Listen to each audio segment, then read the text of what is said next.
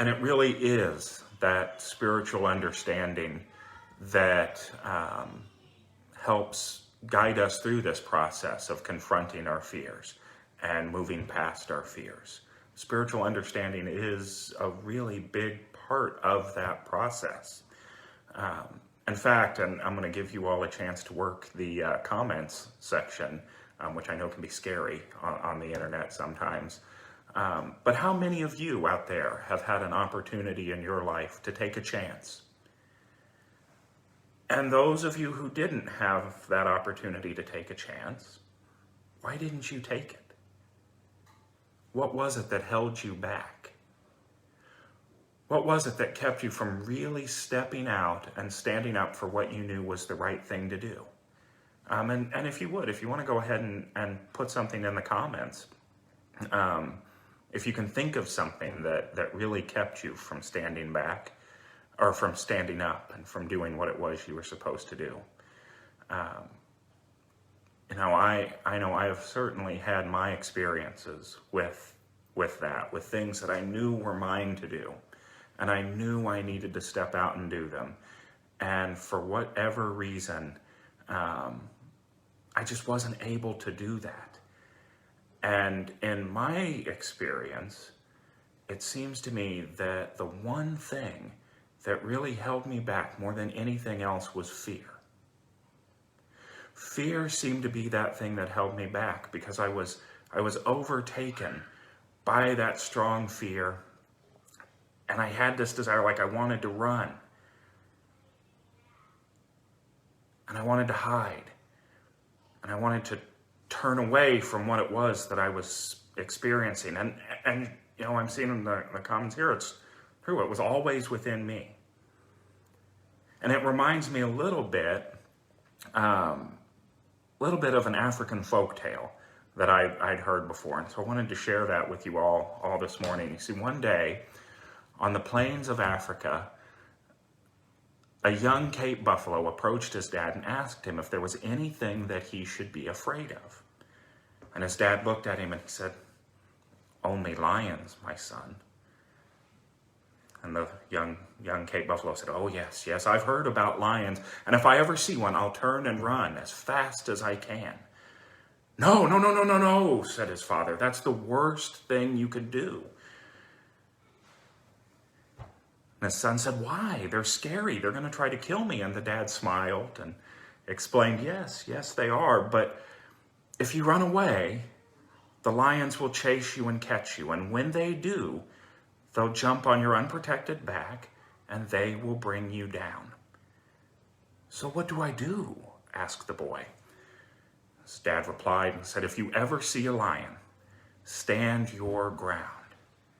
Show him that you're not afraid. And if he doesn't move away, show him your stomp horns. Stomp on the ground with your hooves. And if that doesn't work, move slowly towards him. And if that doesn't work, charge him and hit him with everything you've got." And the same is true for us when we find ourselves in that place of fear. The best way for us to fight our fears and to move past them is for us to confront them, for us to discover their true nature, and then to move past the fear.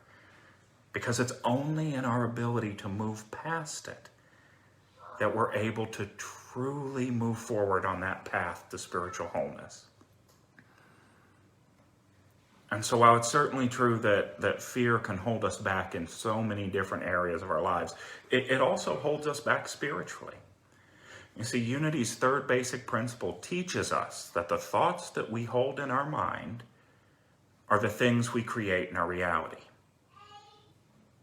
So the thoughts that we hold in our mind are the things we create in our reality.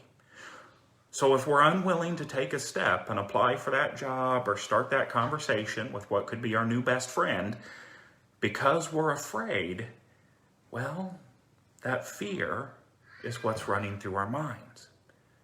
It's the thought that begins to be created in our reality. So that fear then spreads to other areas of our lives. And because it seems so very real, and because many times it feels so very real to us, it begins to hold us back in all sorts of areas. as we start to tell more and more and more stories about ourselves and about what's going on and how it's going to affect us. See, in other words, fear breeds fear. Fear breeds fear. And just like the buffalo and the lion, if we run from the fear will only give chase and tire us out, and ultimately it brings us down. You see, just like that lion, fear is faster than you are. It's going to catch up to you eventually. So how do we follow that old buffalo's advice? We have to confront those fears head on. And if our first attempt doesn't work, well, we have to get more aggressive until finally the fear goes away. We have to change our thoughts. We change our thoughts away from thoughts of fear so that we can break that cycle of creating more and more fear. And we can do that by spending time exploring exactly where it is that fear is coming from. And as much as possible, we try to separate it from the story in our mind. It's been my experience that those things that we fear the most, oftentimes they seem the most ridiculous when they're brought into the light. So our role in fighting these fears is to bring them to the light, is to understand where they're coming from and why we're feeling them. You see, speaking only for myself here, I have found fear to show up in every form, from the completely ridiculous and far-fetched to the truly paralyzing. However, what I've also found is that in every instance, the best way for me to attack my fear is to try to find the ridiculousness in it. Now, I wish I could tell you that this little bit of wisdom came from the scriptures, or it came from one of Unity's luminaries like Myrtle Fillmore, or Charles Fillmore, or Eric Butterworth, but the truth is, this little bit of wisdom about confronting the fear that we find and finding the ridiculousness in it came from this sacred text right here. It came from what I've jokingly referred to as the Gospel of Harry Potter and the Prisoner of Azkaban. For those of you that have not read a single word of these Harry Potter books and have no idea what I'm talking about, some of you might even be out there, is that the one about the boy wizard? Yes, it is. This is the one about the little wizard boy. These books are a story about a young boy who, after years and years of mistreatment at the hands of his aunt and uncle, discovers that not only is he a wizard, but he's one of the most famous wizards of all time. And so he enters into this world of witches and wizards and magical creatures, and through attending a special school, it's called Hogwarts, he begins to learn all about this magical world. They're truly, truly wonderful books. And if you haven't read them, I would encourage you to read them, because not only do you find just a wonderful story and a wonderful world that J.K. Rowling has created, you also find that as Harry learns about his world, he seems to learn little bits of wisdom that apply just as much to our lives as they do to his. And it's in the third book in the series that Harry learns how to handle magical creatures called Boggarts. And so I'm just going to share with you just what a Boggart is. So the first question we must ask ourselves is, what is a Boggart? Hermione put up her hand. It's a shapeshifter, she said. It can take whatever the shape of whatever it thinks will frighten us most. I couldn't have put it better myself, said Professor Lupin, and Hermione glowed. So the Boggart, sitting in the darkness within, has not yet assumed a form. He does not know what will frighten the person on the other side of the door. Nobody knows what a Boggart looks like when he's alone, but when I let him out, he will immediately become the shape of whatever each one of us fears. So how do they deal with this? Well, they have a very specific way of confronting it. You see, the charm that repels a Boggart is simple, yet it requires force of mind. You see, the thing that really finishes a Boggart is laughter. What you need to do is force it to assume the shape of something you find amusing. So what happens is they take the thing that they are afraid of. They take the thing they're afraid of, and they focus their minds on something that would make it silly, and then transform it into something ridiculous. And the same can work for us. When we're confronted with a fear, if we can replace that thought of fear with thoughts that allow us to ridicule the fear, thoughts that allow us to replace that fear with the truth that it is nothing more than a story that our mind is telling us, then we're able to move past our fears and take the steps we're being called to take. The spiritual truth is that fear is created in our minds. We are almost never afraid of something that is real right here and right now. Our fear is almost always about what might happen later. Now, I want you to very clearly understand that does not mean that the thing that's causing us fear isn't real. I know that there are many of us right now that are experiencing fear and anxiety as a result of the pandemic. This tool does not mean that the coronavirus, the pandemic, is not real. That experience is real. How we choose to experience it, whether we're experiencing it through fear or we're experiencing it through a presence of consciousness, that is our choice. You see, it doesn't mean that the fear can't paralyze us. That fear can seem very real to us in that moment. See, I know it can sound dismissive, and I certainly hope that it's not coming across as dismissive to say, just go ahead, find something to laugh at about your fear, some way of reminding yourself that what you're feeling isn't the reality, that what you're afraid of isn't likely the reality right here and now, because there are, of course, fears that can go deeper than that. There are fears that are very much ingrained in who we are, and they don't just go away so easily. Those fears take time and deep spiritual work to confront.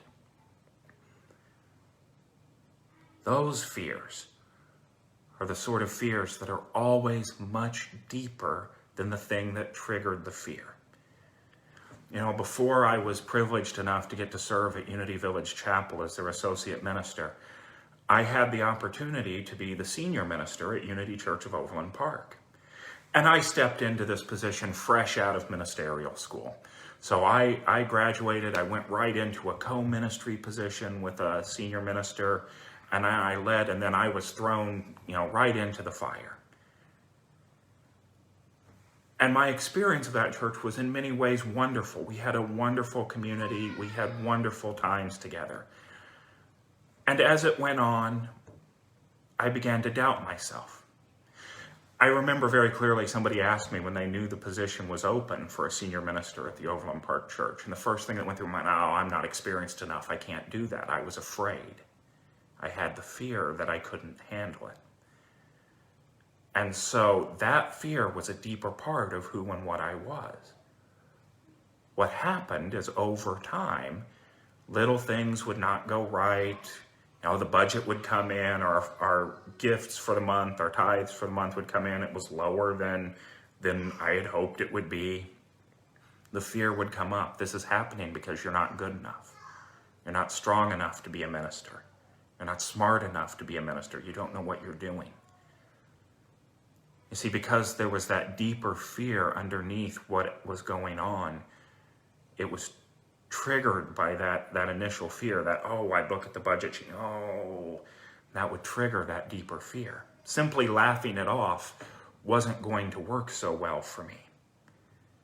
So in order for me to deal with that fear, in order for all of us to deal with that fear, we have to uncover what it is and then likewise confront it head on.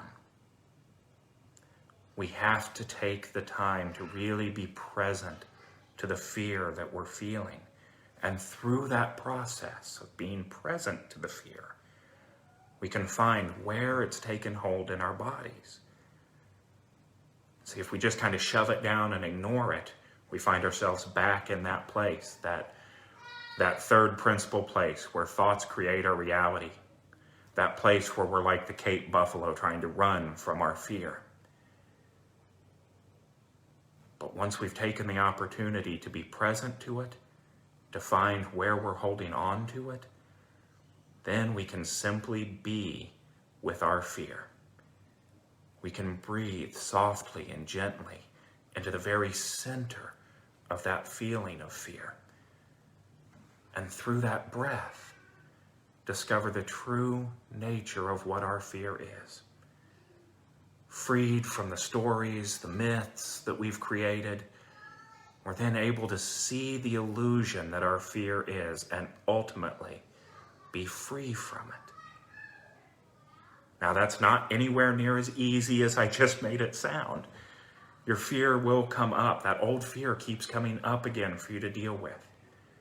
You see, just because I confronted my feelings of not being enough when I was at Unity Church of Overland Park, and how those feelings of not being enough caused fear in my ability to do what I needed to do as a spiritual leader, that does not mean that every time I haven't completed a project for you all here at Unity Village Chapel or taught a class to what I felt, and I want you to hear that key piece to what I felt was the highest and best of my ability, it does not mean I will not be triggered into those old feelings of inadequacy again.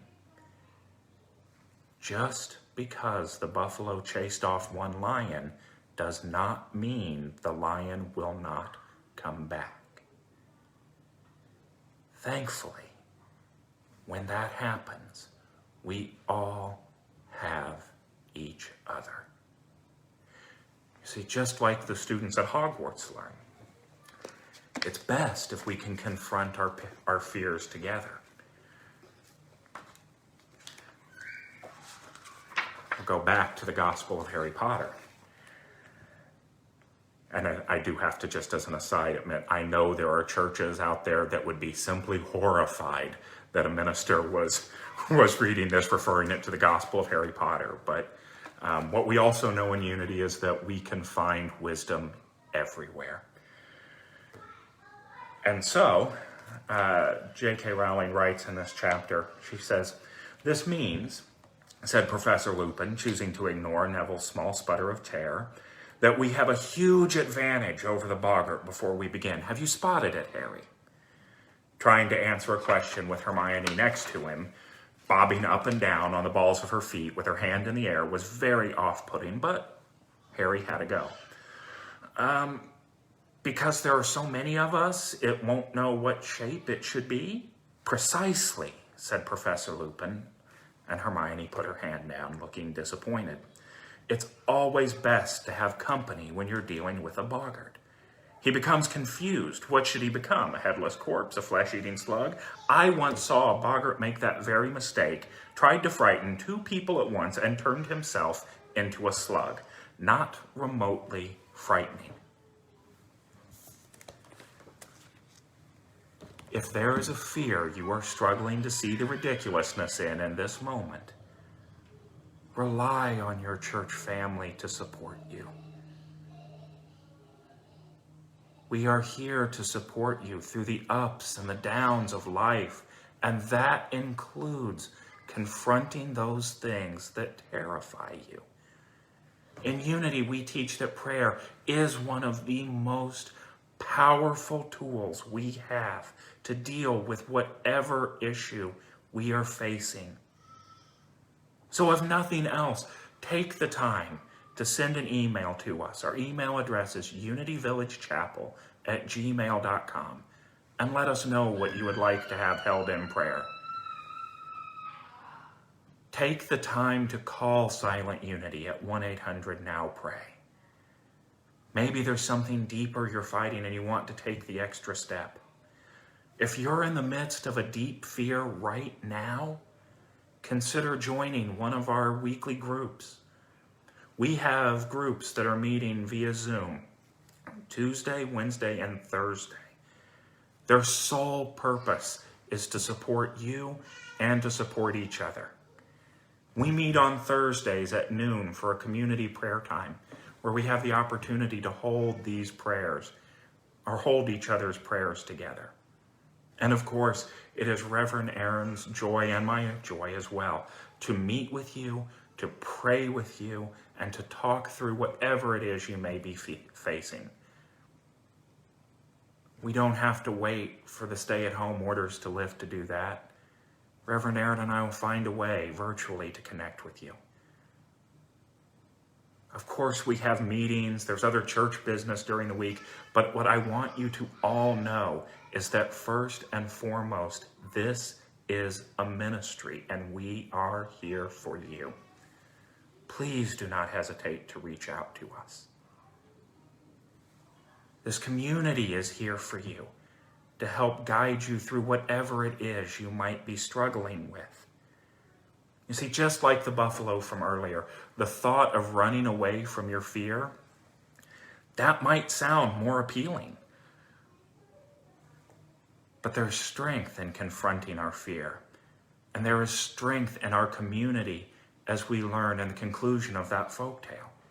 You see, after hearing his father suggest that he should charge the lion, the young buffalo thought, that's crazy. I'd be too scared to do that. What if he attacks me back? So sensing the doubt in his son, the elder buffalo said, "Look around, my son. What do you see?" And the boy looked around at the rest of his herd. There were about 200 massive beasts, all armed with sharp horns and huge shoulders. He said, if you're ever afraid, know that we are here. If you panic and you run from your fears, we can't save you. But if you charge towards them, we'll be right behind you. The young buffalo breathed deeply and nodded. I said, "Thanks, Dad. I think I understand." We all have lions in our world. In the Hebrew scriptures in the book of Deuteronomy, chapter 31, the author, whoever that author may have been, wrote, "Be strong and bold. Have no fear or dread of them, because it is the Lord your God who goes with you. He will not fail you or forsake you." You can use whatever word you want for God, Spirit, universe, presence, divine, divinity, sacred God. It doesn't matter what the word is you choose. What we know in unity is that presence, that holy, sacred presence is right here. And that presence will go with you. It will not fail you. It will not forsake you. So face your fears. Show them that you are not afraid. Show them how powerful you really are.